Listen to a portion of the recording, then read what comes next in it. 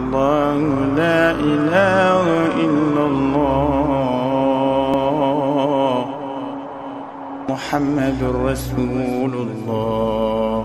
ginnaaw tukki bu yàgg lépp ci sàkku xam-xam Cheikh Abdou Karim Sow ñëwaat na ci département de Mbour ma ne ko sang bi loo indaaleel askan wi mu ni ma campagne des jinne mu ni ma képp ko am rab moo xam jinne nekk ci yow di la sayloo saa bu la daanelee ngay jaaxal say mbokk boo jokkoo ak Cheikh Abdou Karim Sow ci taxawaay bi la koy dindi ba mu set moo xam yaa ngi daanu ñi sax bu leen dalee dañuy dóore soo dugg see ci bërëb bi rek da ngay dal la muy jàng di ko wax mu doon xam-xam bu wóor te leer te lépp di alxuraanul karim soo ñibbi da ngay ànd ak sa sago le 4 septembre 2022 à partir de 15h ci quartier Grand Mbour boo ñëwee ba ci tali Medcef bi nga dugg ci biir mel ni ku jëm centre Abbé David Boila boo ñëwee ba ci jàkka ji nga woote ci 78 505 29 38 boo xoolee sa càmmoñ di nga gis benn tableau bu lay indiqué ngeen kaa woote ndax nombre de places yi dañ koy limité mu doon lu woyof ci askan wi maanaam ticket rek ngay dagg bu fekkee yaa ngi daanu dañ koy dindi mu set wecc ci teewaay bi te du ñëwaat ci kattanu yàlla campagne des jinne ñu àndi ceeg Cheikh Abdou Karim Sow yàgg lool ci diwaanu Mbour ngeen xam ko ci xam-xam bu sell mu dem tukki yokkaat gëstoom weddi nag gis bokku ca su ngeen dégloo soxna si mi ngi wax naka rab bi duggee ni mu ko doon def ak naka la génne ci moom ba set wecc.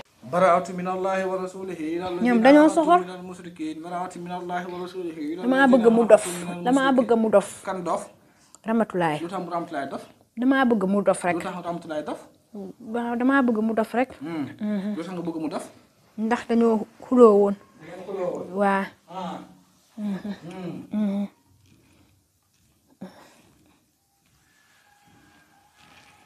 yow la kan yow la Jean. waa. Jean loo bëgg. damaa bëgg mu dof. Ramatulaay dof. waa lu tax muy dof sigil.